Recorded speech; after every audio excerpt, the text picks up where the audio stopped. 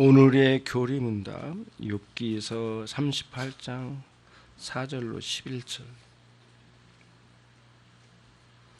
같이 한번 읽겠습니다. 내가 땅에 기초를 놓을 때에 내게 어디 있었느냐? 내가 깨달아 알았거든 말할지니라. 누가 그 도량을 정하였는지, 누가 그 준승을 그 위에 띄웠는지 네가 아느냐? 그 주초는 무엇 위에 세웠으며 그 모퉁이 돌은 누가 놓았느냐? 그때의 새벽별들이 함께 노래하며 하나님의 아들들이 다 기쁘게 소리하였느니라.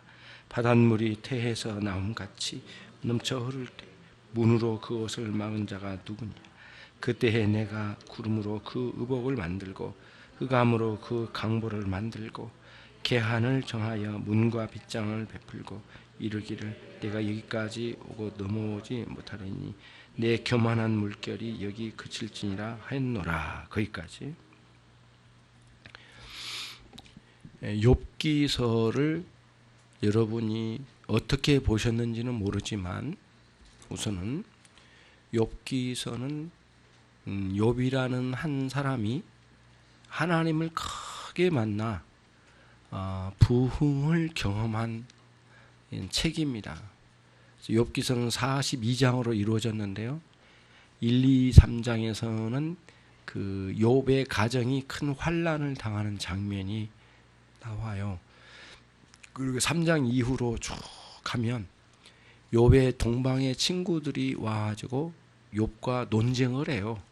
철학적 논쟁이에요. 그게 뭐냐면은 네가 잘못했으니까 네 집이 벌을 받아 망하는 것 아니겠느냐. 네가 잘못한 게 뭔지를 한번 살펴보라. 이성적 판단을 할 수 있지 않느냐.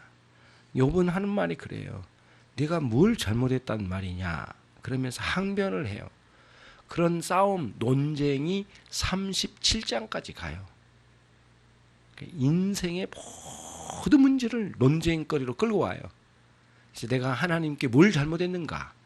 내가 뭐가 문제인가? 막 그런 논쟁을 끌고 와요. 그래가지고는 그 논쟁의 큰 논쟁 속에서 이제 친구들과 논쟁을 합니다.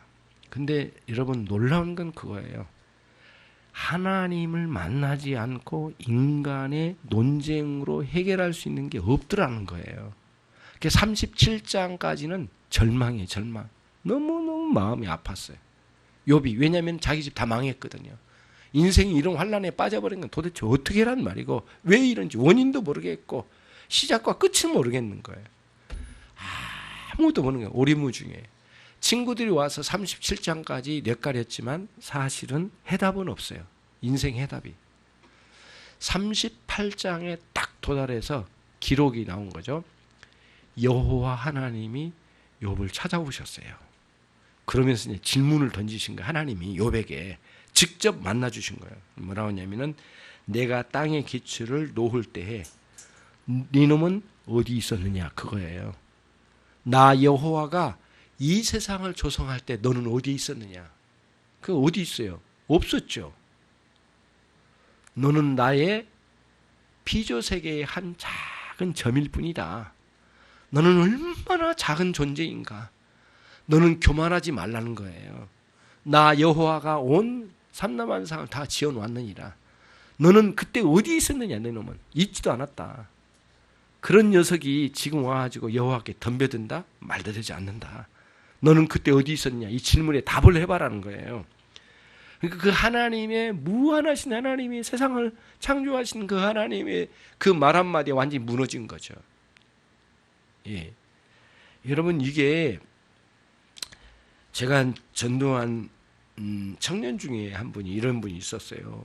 지난번에 여기까지 갔는지 모르겠는데 조금 본문에 좀 나갈 수도 있는데 만약에 못하면 다음 주 할게요. 그 사당 삼동에 전도를 해요. 사당 삼동이 가파른 동네입니다. 그리고 그 건너편이 국민묘지가 있는 곳이에요. 그 사당 삼동 끝에 가면 밑에가 이제 넘어가 어디냐면 국민묘지가 있는 곳인데 이쪽 편에서 쭉 교회는 이쪽에 사당 사동이 있었거든요.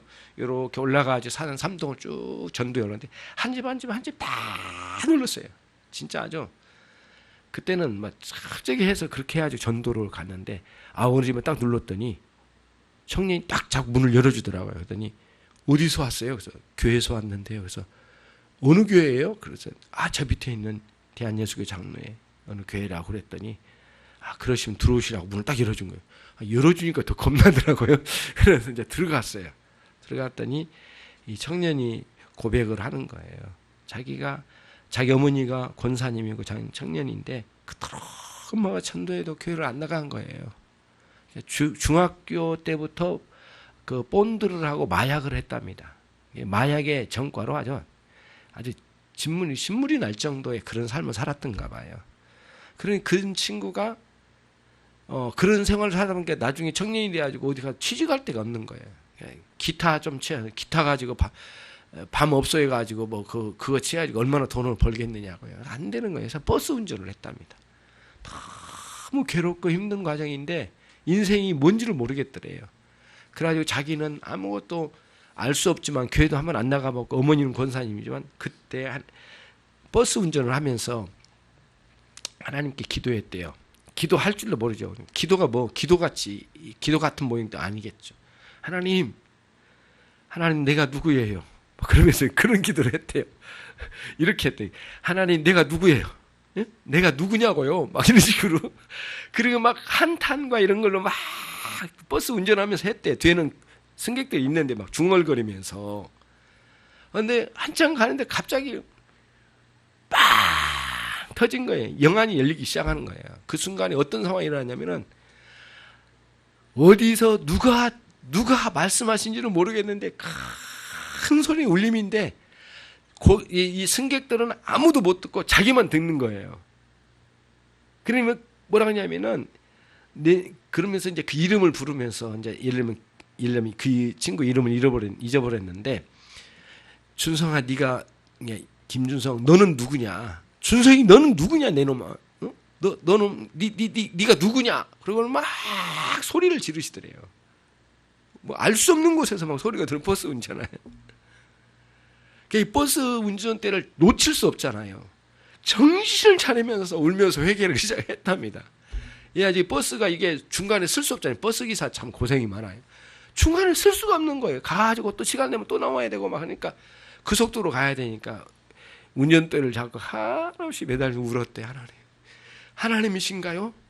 그런데 그 음성이 막 계속 너는 왜 누구길래 나를 찾느냐 이렇게 거기서 회개가 터져가지고 막 새 사람이 된 거죠. 그때부터 성경을 읽기 시작하고 교회는 못 나가는데 제가 이제 전도해서 우리 교회에 왔어요. 와가지고 신앙생활 하다가 또 다른 교회로 이제 갔는데요.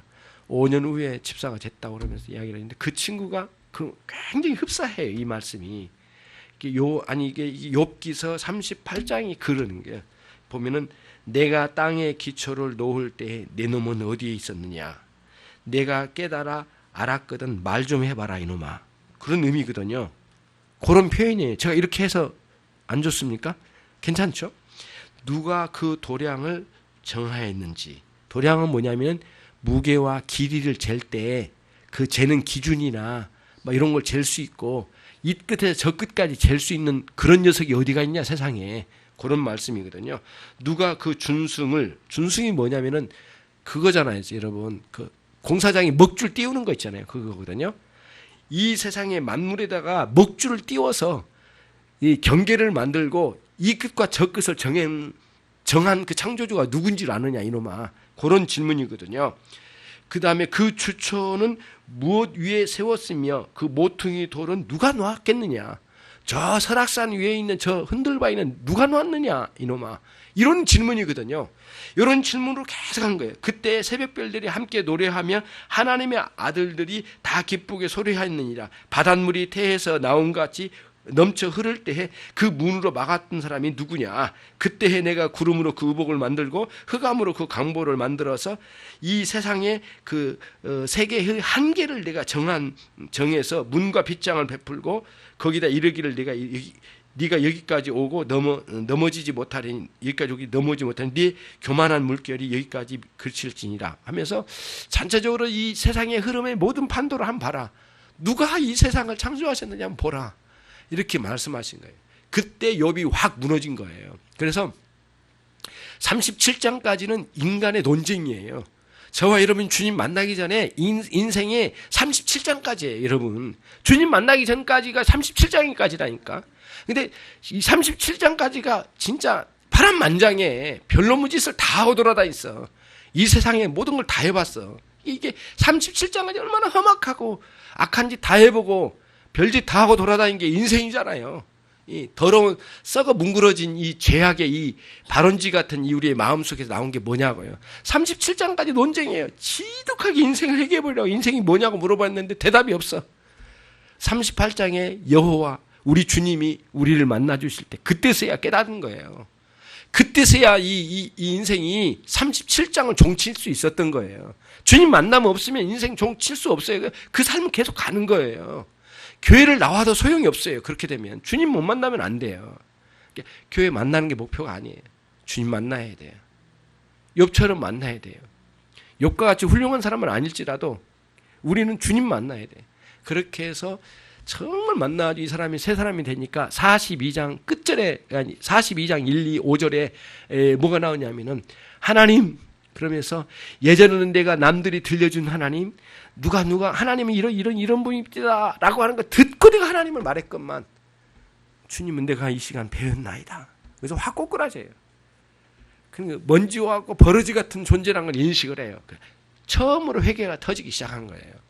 그래서 욥기서는 망했던 사람이 하나님께서 복을 줬더라가 아니라 하나님을 제대로 못 만난 이 한 인간이 37장까지 험악한 세월을 살다가 38장에 하나님 만난 사건이에요. 그래가지고 회개가 터진 게 욥기서예요. 욥기서 끝장은 회개네요. 회개. 진정한 회개. 참 욥기서를 한번 볼 때마다 가슴이 뛰어요. 정말 우리 인생 그대로 보여준다 이게. 문제는 그 있죠. 또 막 욥의 가정을 망하게 하는 사단의 계략 막 이런 거 있는데 그 너무 심오한 부분이고요. 뭐 그것도 뭐 해석할 수 있지만은 우리는 욥기서를 이렇게 이제 보는 거예요. 하나님을 믿는 신앙이에요. 그 하나님을 어떻게 우리가 고백을 하느냐. 만난 사람은 고백을 해요. 예, 그 청년처럼 그 말을 해요. 그 못본도 하고 마약에 취해서 살던 젊은 날을 너무너무 가슴 아파하고 이제 후회하면서 회개하여 돌아와가지고 주님 만나서 새로운 인생이 시작됐잖아요. 사람 딱 두 종류예요. 37장까지 머물러 있는 한 종류의 인간, 그 다음 38장 이후로 하나님 만난 인간. 두 종류의 인간은 딱 두 가지예요. 어떤 길을 가겠느냐고요. 하나님 만나지 않고는 안 된다는 거예요. 우리 교회가 그렇게 찾아온 영혼들이 하나님 만나는 어떤 우리가 만들어드릴 수는 없지만은 우리가 그들을 위해서 기도하고 하나님께 간청한 대로 하나님께서 오셔서 그들을 어루만져 주시고 새 사람 만들어 주시면 과거의 삶이 아무리 추하고 더러운 삶을 살았고 부끄럽더라 할지라도 주님 새로 만나면은 욥과 같이 새로워지게 되지 않을까요? 큰 변화가 있는 거죠. 그걸 기대하는 거예요. 예. 그러면서 이제 여기서 이야기한 게 그거예요. 창조주 하나님을 인식하라고 하는 내용으로 이 본문이 들어온 거예요. 그러면 이제 읽어볼게요. 26문 전능하사 천지를 만드신 하나님 아버지를 내가 믿사오며 라는 사도신경의 신앙 고백의 의미는 무엇입니까? 시작.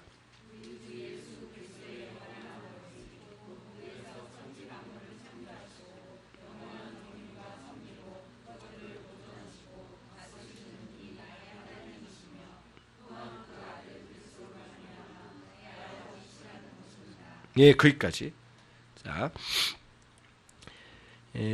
영원한 경륜이 어려운 용어이지만은 하나님의 무한한 계획 속에서 경영 계획을 세우셨어요. 그건 뭐냐면은 독생자 그리스도를 보내주셔서 죄인으로 있는 영혼들을 구원하여 하나님 백성 삼으실 계획이에요. 그 영원한 계획이거든요. 그 계획대로 하나님은 틀림없이 경영을 하신다는 거예요. 회사 하나를 운영을 해도 경영 방침이 있고 주관이 있고 이렇게 운영을 하잖아요. 인간도 하물며 인간인데도 그렇잖아요. 가정주부라도 뭔 계획이 있고 우리 가정은 이런 가정이 됐으면 좋겠다라는 뭐 개똥철학이라도 있잖아요. 사실 그것도 없는 사람이 어떻게 주부로서 가정을 살필 수 있냐고요. 밥만 먹여가지고 육체만 키워서 하려고 하는 사람은 하나도 없어요. 다 생각이 있어요. 철학이 있어요. 하나님도 마찬가지예요. 인류 경영에 계획을 가지시고 그 계획대로 운영을 해 나가시겠다는 거예요. 그게 하나님의 영원한 경륜이에요. 경륜. 그 계획대로 하는 거예요, 하나님이. 근데 그 방식이 뭐예요? 예수 그리스도를 보내주셔서 구원하신 거예요. 성령을 보내주셔서 말씀으로 변화시킨 거예요. 그 말씀으로 생명 영생을 주신 거예요. 예수님이 오셔서 십자가에 죽으시고 부활하시고 승천하셔서 영원한 하나님의 나라를 우리를 이끌어 가실 계획 속에 우리를 하나하나 뽑아내서 하나님 부르셔서 말씀 주어서 구원하신 거예요. 죄로 말하면 말할 것도 없이 죄 많은 인생이지만은 어디 가서 부끄러워서 진짜 우리 자신을 드러낼 수 없을 정도로 부끄러운 존재라는 거 다 알잖아요. 다 우리 죄인이에요. 큰 죄인인데 하나님은 그런 불문이에요. 묻지 않으셔. 그리스도를 만나게 해주시고 구원하실 계획 속으로 인도하신 거예요. 그렇게 하신 분이 하나님 아버지시란 거예요. 그런 계획 속에 우리를 불러주셨다는 거예요. 우리는 그 하나님의 계획, 영원한 구원 계획에 너무 감사하고 감격스러워요. 어느 날 우연히 나를 갖다 데려온 게 아니에요. 예. 우리 우연히 만난 사람 아니잖아요. 유행과 같네. 우연히 만난 사람 아니야. 뭔가 이유가 있어서 만나고 여기 왔거든요. 그냥 다니다가 그냥 좋아서 왔어요. 그게 아니라 하나님은 치밀한 계획 속에 우리를 여기 보내주셨다고요. 하나님 계획 속에 깜짝 놀랄 정도의 그런 상황을 경험하잖아요. 그러니까 우리들이 용서 못할 것이 또 뭐가 있냐 우리 안에. 그리고 우리 안에 용납하지 못할 게 뭐가 있느냐고요. 그리고 아무리 그렇더라도 용납되지 못할 일이 어디가 있느냐고 다 용서하고 그들을 끌어안고 그리스도의 사랑으로 하나님의 그 경영 방침에 따라서 이걸 우리 순종해서 가야 되겠다는 생각을 가지고 하나님 믿는 신앙으로 가는 거죠. 그러면서 전능하사 천지를 만드신 하나님 아버지를 믿는다라고 하는 신앙 고백을 거기서 했던 거예요. 사도신경 고백은 다 해놓고 또 와가지고는 그거 주님 뜻대로 가는 것이 아니라 막 자기 고집대로 가고 그러면은 안 되는 거죠. 자, 그 다음 이제 두 번째로 가면은요. 나는, 거기서부터 시작. 나는 하나님을 매우 신뢰함으로 하나님께서 나의 몸과 영혼에 필요한 모든 것을 채워주시며 이 슬픈 세상에서 내게 닥친 모든 역경을 손으로 갚아주실 것을 굳게 믿습니다. 거기까지. 이제 우리의 삶을 보면은 생활은 우리에게는 두 가지로 와요. 하나는 역경, 역풍이죠. 하나는 순경, 순풍이죠. 역풍과 순풍이 있어요. 오거든요. 항상 이렇게 와요. 와요. 강원도 갔더니 어떤 분이 그 이야기를 하더라고요. 바다를 보면서 누가 시키지도 않았는데 저렇게 하루 종일 움직이고 있어. 바다는. 그러면서 중얼거리더라고요. 바닷가에서. 바다가 계속 물을 치는 누가 시키지도 않았는데 저렇게 하루 종일 저렇게 일하고 있어. 그런 식으로 말을 하더라고요.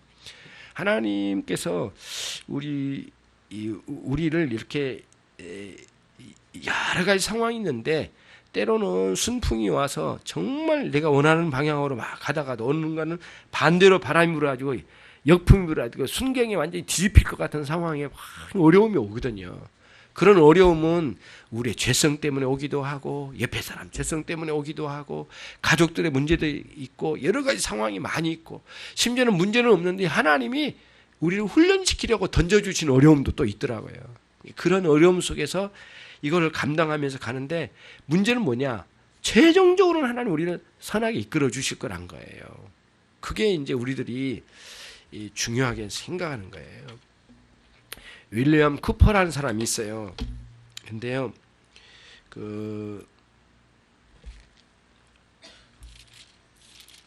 윌리엄 쿠퍼라는 분이 1700년도에 영국에 사는 이름 없는 사람인데 이 사람이 이제 엄청난 충격을 많이 받았더라고요. 보니까. 그런데 어느 정도냐면은 어머니가 자기가 초등학교 1학년이나 아니면 유치원, 우리 같은 유치원생 정도 될 때인가 봐요. 어머니가 세상을 떠났어요. 그래서 이제 2층 창문가에서 엄마의 상여가 나가는 걸 보고 하염없이 울어요. 얘가 상여가 가는 데를 못 따라가고 너무너무 슬퍼서 집에서 막 창문 붙잡고 울고 있는 거예요. 장례식을 다 마치고 돌아온 고모가 이렇게 이야기를 해요. 야, 걱정 마라. 엄마 꼭 올 거야. 근데 그 고모의 이야기가 거짓말이라는 거 알았대요. 어린 나이에도. 엄마 못 온다는 거 알았대요. 왜냐면 죽어가지고 땅에 묻히러 갔는데 어떻게 오겠어요? 그래서 너무 슬퍼서 좌절을 했답니다. 너무너무 충격을 어린아이의 충격을 너무 세게 먹은 거예요. 문제는 그 다음에 충격이 더 컸어요. 엄마의 사랑을 놓친 거에 대한 가슴앓이를 하고 있는데 아빠가 몇 달 후에 다른 여자 만나고 결혼을 해버린 거예요. 그러면서 아빠가 고아원에다 자기를 던져놓고 가려고 그런 거예요. 고아원에다가. 그 아빠가 자기를 버렸다고 하는 마음에 충격을 먹은 거예요, 이 아이가. 큰 충격에 일생 동안 가슴앓이를 하는 거예요, 윌리엄 쿠퍼가. 눈물의 세월을 보냈더라고요. 날마다 울고 우울증에 걸리고 막 죽고 싶을 정도로 한 사월이 한두 번이 아니고. 예. 근데 그분이 누구를 만났느냐 하면은 여러분 잘 아는 405장 나 같은 죄인 살리신 존 뉴턴 목사님 있죠? 그 찬송을 지으신 존 뉴턴 목사님이 과거 전력이 대단한 사람이에요. 이게 서아프리카에서 그 노예를 흑인들을 잡아다가 노예로 팔아먹던 노예상이에요. 그 존 뉴턴이라는 사람이 회심을 했어요. 그 큰 배를 다 팔아버리고 다 처분해버리고 노예들 다 풀어주고 완전히 가난뱅이로 가가지고 목회를 시작했어요. 목사가 돼가지고. 그 존 뉴턴 목사님이 나 같은 죄인 살리신 그 유명한 찬송가 있잖아요. 그 목사님이 목회하는 곳으로 이 쿠퍼가 갔어요. 그 다음 이야기예요. 존 뉴턴 목사님 할 일도 많겠지만은 그 쿠퍼를 시간만 나면 같이 끌어안고 살았답니다. 그러면서 쿠퍼가 가지고 있는 좋은 재능이 하나 있어요. 시를 잘 썼대요. 뭐 아빠 엄마에 대한 아픔, 그리움 막 엄청난 내용을 막 날마다 시간만 나면 글을 쓴 거예요. 시를 쓰고 막 글을 막 수필을 쓰고 썼대요. 그거를 존 뉴턴 목사님도 글쓰기를 좋아했대요. 그래서 같이 글 쓰고 같이 낭독해주고 같이 울고 같이 기도했답니다. 시간 날 때마다. 그런데 어느 날 존 뉴턴 목사님이 다른 데로 목회지를 부임해서 간 거예요. 가버리니까 엄청난 충격 뒤흔들린 거예요. 그래서 존 목사님 또 데려가는 거예요. 그래 죽을 지경인 이 청년이 겨우겨우 거기서 이제 살아가는 그런 장면이 있어요. 뭐냐면 인생의 역경이 이렇게 온단 말이에요. 근데 하나님은 끝내는 이 사람을 훌륭하게 하나님 세워가셔요. 그래가지고 나온 게 190장 찬송가잖아요. 쿠퍼가 쓴 찬송이에요. 190장. 예. 샘물과 같은 보혈은 임마누엘 피로다. 이 샘의 죄를 씻으면 정하게 되겠네. 정하게 되겠네. 이 샘의 죄를 씻으면 정하게 되겠네. 이 도적 같은 죄인도 뭐 이렇게 표현을 쓰잖아요. 이게 쿠퍼가 쓴 글이랍니다. 그러니까 그가 얼마나 가슴앓이를 했는지 그런 장면. 그러니까 아버지가 버렸지, 엄마는 세상을 떠났지. 보통 충격이 아니거든요. 요즘 같으면 애들 사고 많이 쳤을 거예요. 여러분과 제가 하나는 게 역풍이 오고 때로는 순풍이 오지만 그 모든 그 역풍과 순풍을 맞이하면서도 끝까지 선한 길로 인도하셔요. 그 선한 길로 인도하신 표징으로 보여준 게 그거예요. 인천 열린교회 오신 거예요. 그게 표징이에요, 표징. 이렇게 말하면 목사님 중심에서 이야기 참 그렇게 풀어가시려고 하면 그게 아니라 전체가 그래서 인천 열린교회 오신 게 저도 인천 열린교회 목사로 있는 게 저희에게는 하나님 선하게 인도하심이라고 생각해요. 너무 감사하고 여러분 만난 게 너무 감사하죠. 그렇게 해서 가는 거거든요. 그래서 여러분들이 채워주시고 필요를 채워주시고 인도해 주신 하나님을 가는 겁니다. 마지막 밑에 보면은 시작. 하나님은 전능하시기 때문에 능히 이 일을 하실 수 있으며 신실하신 아버지시기 때문에 기꺼이 하시는 것입니다. 여기서 두 가지예요. 하나는 능력, 하나는 사랑이에요. 보세요. 하실 수 있으시면 능력을 말한 거고 어떻게 하든 선하게 인도하실 수 있는 능력이 하나님께 있으시다는 거하고 또는 기꺼이 하시겠다는 것은 하나님의 사랑에서 나온다는 거예요. 목회도 마찬가지예요. 목회도. 능력 없으면 목회 안 돼요. 그렇다고 해서 김 목사 능력이 있다 그 말을 하는 게 아니라 능력이 없으면 안 돼요. 그 능력은 뭐냐? 다른 게 아니에요. 힘? 뭐예요? 완력? 그런 거 아니에요. 뭐예요? 하나님의 말씀을 전해주고 분별을 시켜주는 것. 그렇게 제공해 줄 수 있는 것. 하나님 말씀을 전달할 수 있는 능력. 그게 목회자의 능력이잖아요. 성도도 마찬가지예요. 아빠의 능력, 엄마의 능력이 밥만 잘하는 능력, 뭐 일만 잘하는 능력, 그거 아니에요. 충분히 할 수도 있고 다 할 수, 돈 벌어다 줄 수도 있는 능력이 있고 그의 인생을 지도할 수 있는 능력도 있어야 돼. 그런데 거기 뭐가 붙어야 돼? 사랑이 있어야 돼요. 사랑 없으면 안 돼요. 아무리 능력이 충출해도 소용없어요. 사랑 없으면. 반드시 사랑이 있어야 돼요. 주님은 그 원리를 우리에게 찾아오신 거예요. 능력으로 충만하시고 사랑이 넘쳐나신 분, 그분이 우리 주님이시에요. 그분이 우리 하나님 아버지시란 거예요. 저와 여러분을 반드시 선하게 인도하실 거예요. 이제는 우리 따라갈 길은 딱 한 가지, 하나님의 말씀을 따라서 순종하면서 가자고요. 가다가 넘어지면 그 자리에서 하염없이 울면서 하나님께 매달리자고요. 그리고 그래도 안 되면 우리 같이 함께 성도들과 함께 협력하여 또 그 일을 돌파해 나가고, 그게 교회 공동체니까 그렇게 해서 계속해서 가는 거죠. 전능하사 천지를 만드신 하나님은 나의 아버지로 믿는데요. 그게 사도신경의 핵심적인 요소예요. 하나님을 믿는데 아버지로 믿는데요. 가장 사랑이 많으신 아버지, 그리고 전능하신 하나님, 두 가지 요소에 능력과 사랑, 두 가지 요소를 충만하게 가주신 우리 주님을 따르신 여러분이 되시기를 바랍니다. 혹시 여러분에게 개별적으로 어려움도 있을 거예요. 그럼 다시 한번 주님 앞에 나가요.